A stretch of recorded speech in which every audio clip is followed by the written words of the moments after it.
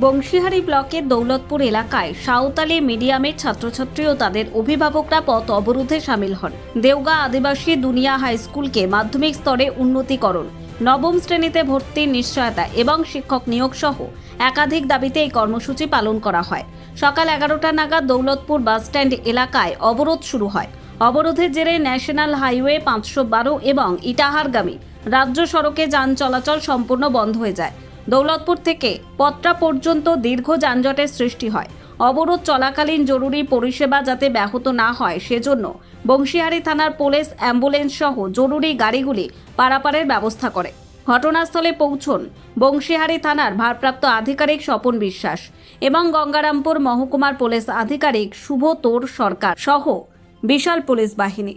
প্রশাসনিক আধিকারিকরা অবরোধকারীদের সঙ্গে কথা বলতে গেলে উত্তেজনা সৃষ্টি হয়। পরে শিক্ষা দফতরের প্রতিনিধিরা পৌঁছে আলোচনায় বসলে পরিস্থিতি স্বাভাবিক হয়।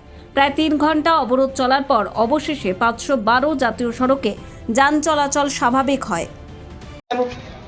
কমসে কম এই বাচ্চাদের দুঃখের কথা আপনি ভাববেন। আপনি যে কোনো সময়ে কেস করব বলে কাউকে হুমকি দিলে আপনাকেও দেখে নেওয়া হবে।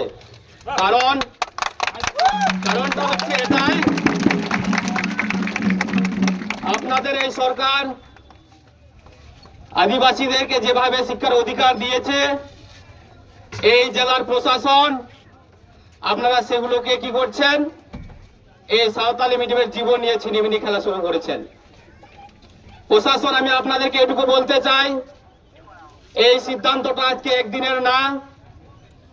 আমরা গত 22 ডিসেম্বর পর থেকে আজকে 2 মার্চ লাগাতার এই জেলা প্রশাসনের দরজায় দরজায় ঘুরেছি, বিন্দু মাত্র একটা সমাধান করা হয়নি। আপনাদের যদি সদিচ্ছা থাকে, ঊর্ধ্বতন আধিকারিক এডুকেশনকে বলুন যাতে এই সমস্যাটা সমাধান করেন তাড়াতাড়ি, তাহলে এই সমস্যা সমস্ত কিছু সমাধানে এগিয়ে যাবে। যদি আপনারা কোনো পথ অবরোধকারীকে কেসের হুমকি দেন, মশাই আপনি আইসি হয়েছেন তো বা এসডিপি হয়েছেন তো কি হয়েছে, আপনার নামেও কেস করা হবে। আইন শুধু আপনার জন্য না, আইন আমাদের জন্যও আছে। আপনাকে বারবার বলছি, এই আন্দোলনটাকে বিশৃঙ্খলার রাস্তায় না এগিয়ে আপনি শান্তিপূর্ণভাবে আপনার ঊর্ধ্বতন আধিকারিকগুলোকে বলুন যে যেই সমস্যার মধ্যে এখানে আদিবাসী ভাই বোনেরা রয়েছে সেই সমস্যা সমাধান করুন।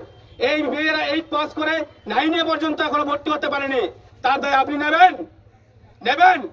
মশাই, আপনার ছেলে আপনার মেয়ে সিবিএসসি, আপনার ছেলে মেয়ে সিবিএসসি আইসিএসসি পড়ে পড়াশোনা করে হাজার হাজার লাখ লাখ টাকা খরচা করেন। আমাদের সেই সামর্থ্য নেই, আমরা আমাদের মাতৃভাষা শিক্ষার অধিকারের জন্য এসেছি। আর আপনি পথ অবরোধকারীকে হুমকি দিচ্ছেন আমার লাইন অর্ডার করার। লাইন অর্ডার যদি আপনাকে করতে হয়, আপনি এই বাচ্চাদের যাতে 9 ভর্তি হতে পারে তার জন্য চিঠি লিখুন, এখনই চিঠি লিখুন আপনার আধিকারিককে।